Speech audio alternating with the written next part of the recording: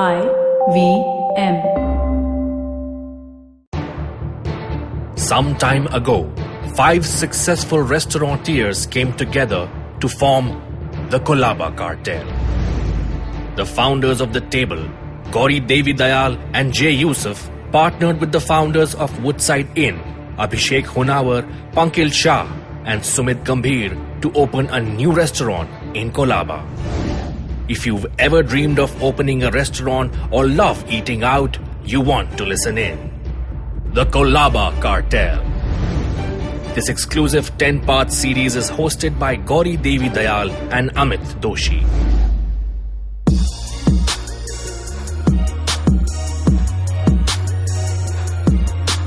Hey, so today we're going to be talking about one of my favorite things, the bar. And along with my co-host Gauri, we're joined by Pankil, as well as 2 consultants they've got, Sandeep, Hathiramani and Jeremy Buck. Gauri, what are we going to talk to them about? Well, what a coincidence. The bar is my favorite too. So today I think we're going to talk about what goes into creating a great cocktail menu and a bit about the current trends in going around in the bars around the world. Awesome. This is going to be a lot of fun. Welcome, everybody. And you know what? I want to start off to discuss setting up the bar menu and how they designed the bar at Misty. So, guys, I want to ask everybody first one very, really generic question. What do you think makes a good bar? So, Pankil, why don't you start? What do you think makes a good bar? What makes it fun? So I think a good bar has a lot of elements. I think the experience that you want to provide is important. I think it's important to understand, everything from the lighting, the glassware, the quality of alcohol, the kind of alcohol that you're serving, the kind of cocktails that you're serving. You need to understand where you want to stand and what you want to provide to the guests.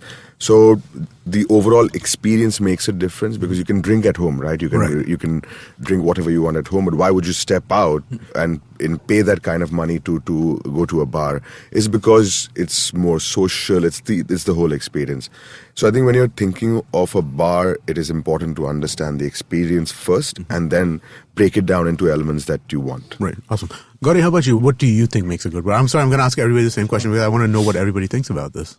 Like Pankil said, everyone has access to the same spirits and the same fruits and the same sort of mixers and things. So for me, it's about, getting great sort of beverages. So whether it's cocktails or if I'm drinking wine, then, a fantastic wine list. And it's also about sort of having, as he said, atmosphere.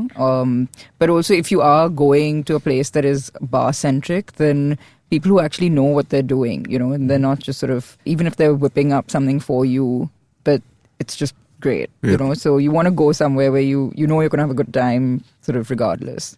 Jeremy, how about you? What do you think makes a good bar? I agree with both of them. It's basically the psychology of it. You should feel a certain way. Everything should come together to make you feel that way, but it should be like below your knowledge. Like you shouldn't realize that, it's because it's this dark or it's this chair or it's that.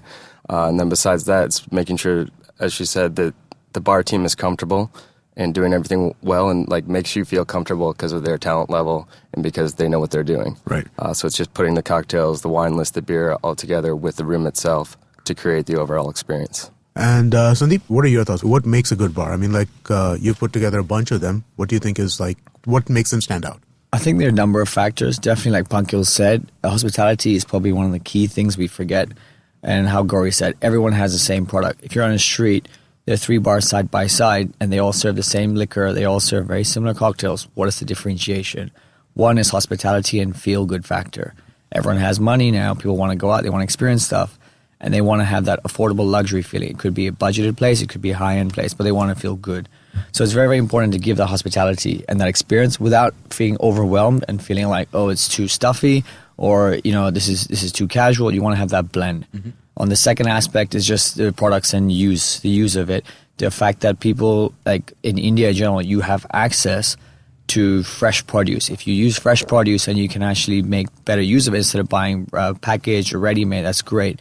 And the difference between one bar and the other bar is just going to be use of product, use of technique, use of knowledge, and I think just delivering everything without overwhelming a client. Right. Yeah. So I think those are the 2 factors. If you put them side by side and blend them, and they help define what's a good bar. Awesome. That actually is really good because it seems like you're all on more or less the same page in terms of what makes a good bar. So that speaks actually quite well about how good Misty is going to be in the coming months. Absolutely. Let me ask you another question around basically when you're starting to put together a bar menu. How do you decide what kind of cocktails you're going to put over in a menu? And when you're looking at a menu, is it like, do you look at it as a list of drinks that can be well made and that you think that there will be a certain demand for? Or do you think of it more in a holistic kind of way where, one drink needs to complement another and it's kind of a menu that you're looking at? How would you approach that? And who would like to answer that? I can start. I think at a conceptual level, I think the entire menu needs to work in conjunction with all the other elements, right? The food and the beverages need to flow. You can't have a disconnect between the philosophy of the food and beverages. So even when we're designing the beverage menu, and this includes cocktails, non-alcoholic beverages, everything, the inspiration does come from the kind of idea and produce that we want to use for the kitchen as well. So in the case of Misty, we are focusing on the food of the Golden Triangle of Asia, and the cocktails are inspired from the East as well. Okay. We are using a lot of on our menu, for example, every element is freshly made in-house. We're not using any packaged produce whatsoever. So I think that's important for Misty, and the freshness needs to come through. And when we're looking at designing the beverage menu, we look at elements such as, different palates. So if somebody wants something sweeter, somebody wants something more spirit forward, we balance those elements in the menu as well. That's an interesting word I've never heard before, spirit forward. Yeah. I'm guessing that means more alcoholic tasting. So the alcohol is what you taste. Right. And because we have access to some great alcohol as well, right. You want that taste to come through a little more. Fair enough. What about you, Sandeep? What are your thoughts around the menu design, if you will, right? I mean, how do you try and make things complement each other? I think two ways to look at it. If it's a standalone bar, then you treat it very, very differently. And if it's a restaurant bar, you look at it very differently. So you can't take the same approach. In Misty's case, it's a restaurant bar, but the bar will stand out. The floor is dedicated to it, so it runs as itself as its own unit. Right. So this is a unique project where you have to factor both the elements in. People could be eating, but they could only come for drinks and just focus on their drinks. So it could be just people just start looking at it as a bar. Now, how we differentiate it in terms of the bar being what it is. I mean, like Pankil said, yes, fresh produce is there. The techniques we're using and the ideas that we have, we factored in a bunch of things. Obviously, we've done some research in terms of taste and quality, in terms of what India and Mumbai does and how the other world perceives it. Right. We want to offer it to clientele. So we look at a theme more than just per drink, and we look at flavors. So our focus when we came out with this menu was, let's take flavor palettes and then work around the drink instead of taking just a classic and saying, let's make a twist, which seems to be a very common trend because people are learning just classics and trying to make simple twists with it. Right. So we're looking at those factors and looking at the flavor profiles, and we go into the kitchen. The chef doesn't notice, but we've stolen almost half of his stuff. I think that's the best way. If you're going to work with a chef, take his things because you know what he's using and you can use it too. So you complement each other. Right. Luckily for us, the chef is awesome, so we get to work together. Yeah. That's cool. Jeremy, let me ask you, so you've recently come from New York. What are the kind of current trends in bars and stuff like that over there in New York? I think the most trend is just to do things well, like to execute well. Before we had like a tiki trend, and a science trend and all that. And there's still those bars, but it's always like executing it well, whether it's a rooftop bar, a small cocktail bar, anything else. There's enough room to do every kind of bar there. So then it's just making sure you do a good job with it, have the hospitality, embrace the community for it. So when you say do it well, I mean, by that you're meaning everything, the service, the drinks, the quality, similar to what we were that. talking about before. Just using fresh ingredients, using techniques that are precise, that's repeatable and done right every time. Like you don't want to come up for a drink one time and then the next time you get it is completely different. So it's both executing your technique and the format and everything else, and then also the guest interaction the whole time as well. All right. Awesome. And Sandeep, you're here from Hong Kong, right? And so what are your thoughts about the current trends in that part of the world, the bar trends just generally? I think there are a few trends. If we're talking about just opening instead of just products itself, then you're going to see a rise in Asia for bartender bars. So people who were once upon a time working for a company or working for a bar are now opening their own thing because they feel they want to express their identity and they want to show more while they weren't given the opportunity yet. In terms of quality and in terms of make, then there's definitely more focus on origins. I mean, we reached a point 10 years ago basically a decade ago, which was like all about oyster, caviar, finding fancy ingredients, rare ingredients. Today, in the last 3 years, everyone's obsessed with local origins, local sourcing, which India already has been doing for years. Right. And, so we're at that phase where even the best restaurants and best bars are trying to look for local produce, and we're obsessing over it. We want it to be the closest it can be and nearest we can be with less carbon footprint. Right. But other trends are just flavor profiles. People are looking for new flavor profiles. They're getting very experimental. What do you mean by that? Can you expand on that a little bit? What kind of flavor profiles are like new and... Yeah, I mean, people don't want to put oyster flavors into their drink. Okay. Right? We're doing a drink where we're actually pretty much playing around with onions. Okay. And we're using saffron and cumin in one drink. So when you read that, you'd be like, why would I want to have cumin, saffron, and onions? But then when It sounds interesting enough to try. Yeah. For sure, right? I mean, like then if it's, it definitely sounds like something I'd want to try. Yeah. Right.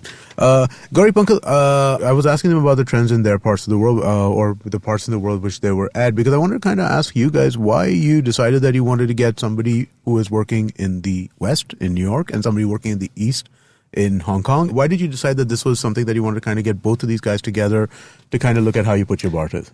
So I think the idea with Misty was that we wanted to push the envelope that exists right now when it comes to the cocktail culture in India. And unfortunately, we've never had a big drinking culture to begin with. And as a country, if we do drink, it's mainly beer and whiskey, right? That's also because there is some talent, but not a lot of it in India right now. And I think we're at that cusp where there's a growing demand for high quality spirits, high quality cocktails, high quality beverage experience, be it alcoholic or non-alcoholic. So we wanted people from sort of an international background to come and set the foundation and build on that foundation when it comes to our bar culture. Okay, with that, let's take a quick break and let's come back right after that and get into a little bit more about what's going on with Misty and how that's been put together. Hello, I'm Chuck. I'm Shrikit. And I'm Naren. And together we are the hosts of the podcast Simplified. And we are going to be doing a 100th episode. Ba-ba-ba-ba. Which is going to be a live episode at Dulali in Khar in Mumbai on the 25th of August 2018. Yes, we should get the year right. We're going to be doing a lot of fun things at the show. We are going to be talking about some stuff, simplifying them. We're going to have a very erudite guest who's going to hopefully make up for our silliness, but we sincerely doubt it. And there's definitely going to be a lot of beer, so we really hope you join us. It'll be fun, and it'll be more fun if you guys are there. So do line up. See you. Bye-bye. Welcome back, everybody. I wanted to kind of get your thoughts, all of you, on what you think of the bar scene as it exists in Bombay today, right? So, Gauri, you want to start with what your thoughts are, and how do you see Misty moving it forward? So I think one of the big drivers for us was that we felt like, if you want to have this sort of experience of, a sort of a chic space with great cocktails in the neighborhood that we're in, which is Colaba, we felt that was a big gap.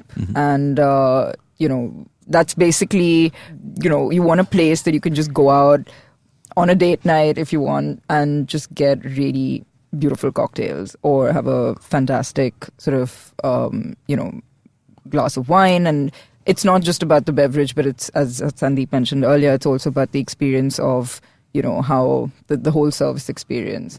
And I think that was sort of something that's been the driving force of whatever we've, got to so far. Bombay is my experience of restaurants here is that they've either been a bar or they've sort of tended to focus on either the bar experience or the food. Right.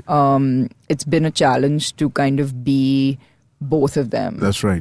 With Misty, it's very sort of clear that we want to be a restaurant and cocktail lounge. Right. That is the idea with both the aspects are of equal importance.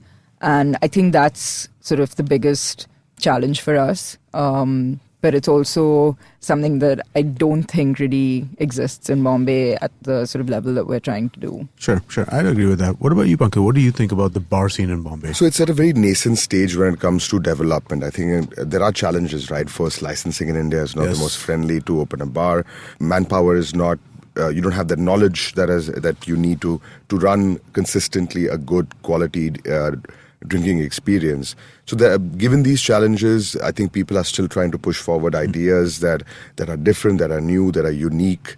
But it's taking time. Right. But I do feel that we're at a cusp at this, as I said before, where people are demanding high quality drinking experiences and not necessarily just drinking to do shots and just get drunk. Right. Although that exists as well, and there are other places doing that.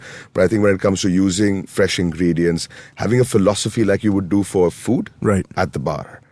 So I think that balance needs to be there, and I think at Misty we've managed to create that balance very well. That's really interesting. But apparently, I'm not going to get either of you guys to badmouth the competition. But I think one thing that I want to just add is that unfortunately, alcohol in India, or at least in Maharashtra, has this sort of high cost, and that's the. Are we going to talk taxes again? No, we're not. I know. I'm holding back. We can complain every time. But it is a big challenge for restaurateurs, and I think for bars to really elevate without sort of charging a bomb, because unfortunately the good stuff does come at a price. Right. And I definitely think that's been a big sort of holdback in the bar scene really taking off. There are also limitations in terms of the amount of stock you're allowed to hold, if I'm not mistaken. Does that cause issues too? No, I mean, it's not the amount of stock. You can hold high-value stock. It's just there are limitations when it comes to the kind of alcohol you get. Okay. You don't get a good liqueurs, which you need for making cocktails. Amaros, which is another very important part of making a good quality cocktail, to get that balance in. So you innovate, right? You make stuff in-house, you use the produce that you're given and experiment and innovate. I think necessity is the mother of invention, and I think a lot of cocktail lounges and bars in Bombay are starting to do that more and more. Awesome. So Jeremy, you've been here for a few days now. I'm sure you've seen a few bars. Yep. Yes, and what are your thoughts? How do we compare?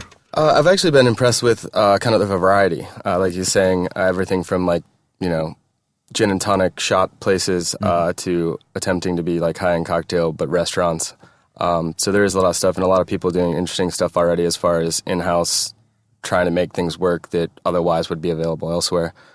And so I think it's exciting for us too, going forward, of just trying to invent new ways to create those feelings and everything else that we get everywhere else, but can't necessarily get here. I like darker bars and everything's kind of light here, but that's about it. I actually heard that. I heard that the second you walked into the bar, your first comment was, this place needs to be darker. Yeah, that's pretty much everywhere. Right. There's a couple of places doing it. Yeah.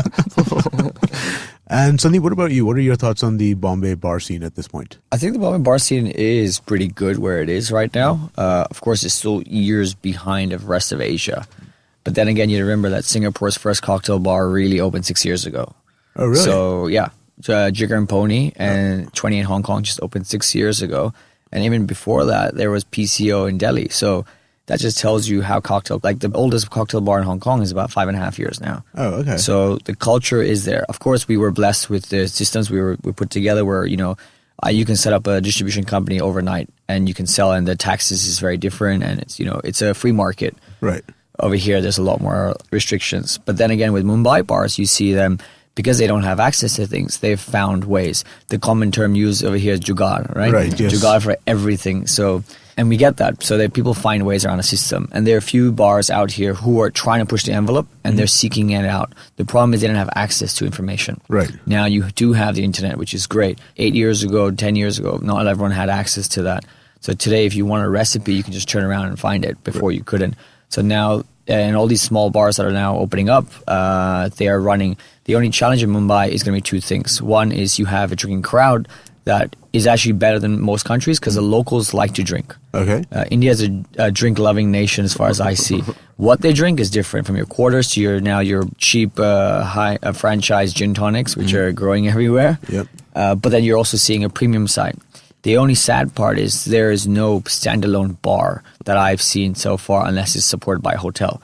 So every good bar that we've seen in Mumbai is attached to a restaurant, and it probably drives maybe 20 to 30% of the revenue, but it does not stand alone itself. So if you actually put the bar and let it run for its own revenue, it might not run. Right. It needs so with Misty, the challenge now is the bar is on the ground floor while the restaurant's on the upper floor. The bar should be able to run itself, sustain itself. That's our goal. So we can look at it as a cocktail lounge, not just, it's a restaurant bar, but it's a bar with a restaurant. That's the turnaround. Why do you think that is? Why do you think that standalone bars, like just bars without restaurants, don't work? And I think we can move that question around because I think that's a really interesting question.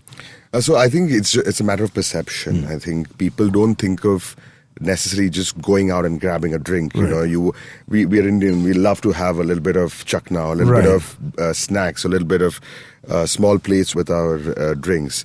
And I also feel that experience is just coming through. People are traveling a lot more, experiencing different places in different countries, and demanding that quality of experience in Bombay as well. So I think there will be a time in the next, short term to mid term where you'll see standalone cocktail lounges, bars coming up. I mean, you have already your dive bar. I mean, Bombay has had that for years. You have your Ghetto, your Toto, which are your, which you don't go to eat. You go there to grab, to drink, but you have to have food. You know? So I think that's what is happening. Okay. All right. Interesting. So what makes, I want to kind of now talk a little about the Misty bar that is coming up, right? What makes it special? What makes it different than from any of the best bar in the world? That's what makes it special? Yes. I think I'd agree with that, right? Well, I'll have to sample that before I agree with that, but I will agree with that, I think, eventually. But now, what do you think? I mean, Sandeep, what are your thoughts? What's different about this place compared to, and I mean, also actually, kind of a adjacent question. What's different about this place compared to all the other places you do? And how do you make sure that you kind of maintain some uniqueness in all of the places that you work on? I think every project needs to have its uniqueness, and when I do something, I usually speak to the people behind the project. Like Pankil approached me, and I questioned more the story of the venue and the concept rather than doing the job, because the job's, making a drink and making food is pretty easy. It's rather to understand his story, because so personally, myself and the company I work with, we don't take any projects unless we understand the story and the ownership. That's the first thing, because you'll see a lot around the world, and forget even India, but even Asia, where an owner with a lot of deep pockets will say, hey, let's open this concept. I've got everything. 6 months later, no consistency, no quality. Right. And then right after that, 1 year later, they're shut. Right. So it's about credibility always. There's credibility with suppliers, there's credibility for ourselves as consultants, and ownership. So we look at that and we judge them, first of all. Okay. So that's a very important element for us to pick a project. Right. In terms of uniqueness, is we look at, again, we don't just go in and say, hey, we'll take classics and we'll make twists around it, or we'll take an old fashioned and make a twist, which is quite a simple, easy way to go about it. We take the concept and we take flavor profiles and we take unique stories around it. Okay. With Misty, still be like, she's a mythical being, and she loves her booze, so she's got a personal bottle collection that we're going to be sharing to people. Okay. So these are her personal collection of cocktails that she likes to drink, with the little hint and flavors and twist of the golden triangle. Nice. So you can come in and you can have access to her bottles. Awesome. So these are little things that we bring in. We're bringing a personality into the drinking. Aside from that, I think the bar is something that we've paid a lot of focus on. Where you go to a lot of places, the bar is long, or it's deep, and it's a straight bar where everyone's just making drinks, people running around. The bar here is the way it's designed. It's got 2 stations, and there's actually a spotlight, a light spotlight to the bartenders. Okay. So it's almost like it's a kitchen. It's a bar kitchen where the guys are making drinks and you can watch them. It's a show. You're meant to see them make the drinks. You're meant to see them shake it. You're meant to see the ice. You're meant to see the drinks, the garnish that we do. So it's very, very important that it's a theater to come and sit and drink at. Right. Instead of just a bar where you just order a drink and ignore it. Well, that's actually really interesting. I don't think I've seen that before in India. Do we have anything like that? I think this is unique, right? Isn't it? Gauri? I mean, I think it's definitely something that we've thought through. Right. So, hopefully it'll actually... it's fun, right? Yeah. I mean, to watch somebody make the drink that you're about to get, and to actually be able to... I mean, there's a skill, right? There's so much skill involved, and it is a performance. So, why wouldn't you want to see your drink being made. I mean, Right. this is the concept of open kitchens have been around for a Right, while right. and got people excited enough. So why not with the bar? Awesome. That's great. So that was a really fun conversation about one of our favorite things, Gauri, the bar. And it's clear that having the right team is extremely important towards that. Yeah, which is why it's really important that you tune in next time, because it's all about building a team. Awesome. And in the meantime, guys, please also make sure that you're following us on social media. If you want to follow the Miss T restaurant, that's Miss T Colaba on Instagram or Twitter. Gauri is at G Devi Dayal on Instagram. And also please make sure you're following IVM Podcast on Twitter, Instagram, and Facebook. Look! Up in the internet! It's a meme! No! It's a cat video! No! It's the Geek Fruit Podcast!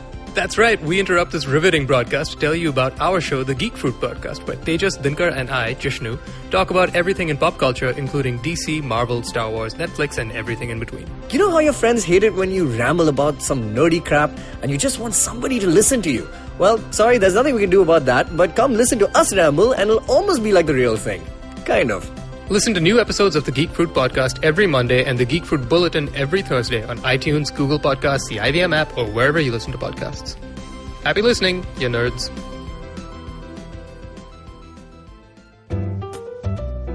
Give me a word. या कोई भी line. कुछ भी हो सकता है यार. क्या कहा आपने? टोपी. Okay. Mohan Joshi hated wearing topis. He felt suffocated in them. टोपी पहनते ही उसे स्कूल की याद आती थी. Where of course he had no choice but to wear a टोपी. But जिस दिन पास आउट हुआ, उसी दिन उसने अपनी टोपी का bonfire बना दिया. And since then, he'd never worn a cap or a hat. Na kadakti dhoop mein, and not even to bacho from the thandi. But from Monday 26th February, Mohan Joshi had to wear a topi all the time. Why? Because if he didn't, everyone around him knew exactly what kya soch raha tha. They knew that he was wondering how the girl in the yellow churidar would look bina kapde ke. They knew when he was calling the boss a sadela tomato. They knew everything. पर ये सब हुआ कैसे? अरे भाई, यही तो story है. और ये स्टोरी आप ही ने मुझे दिया by giving me the starting word. यही तो है The Croc's Tales. Words आपके, कहानी आपके लिए. Catch the stories on Monday and Thursday on the IVM website, app, and anywhere you get your podcast from. See you soon.